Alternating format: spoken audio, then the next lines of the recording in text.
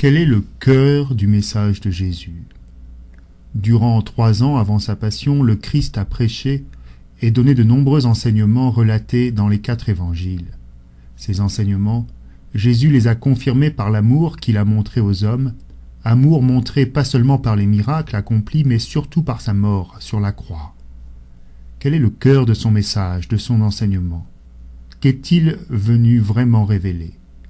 De nombreux sages, prophètes, savants ou philosophes ont affirmé l'existence d'un Dieu, de l'âme, d'une vie après la mort ou appelé à changer sa vie. Quel est spécifiquement le message de Jésus-Christ? Nombreuses seraient ces paroles qui nous semblent centrales. Mais le cœur de son message tient en 4 lettres. Abba, Père, ou plus exactement Papa, car le mot Abba possède cette nuance de tendresse.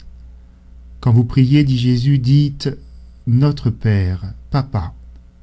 Voilà qui est Dieu, tel que Jésus son Fils le révèle à nous, un bon Père. Dieu n'est pas un juge comptabilisant nos péchés, il n'est pas un espion nous épiant froidement de là-haut, ni un roi tout-puissant, un sage ou un absent. Mais il est un Père qui nous aime tendrement et d'un amour sans condition, que rien, pas même nos péchés, ne pourra changer.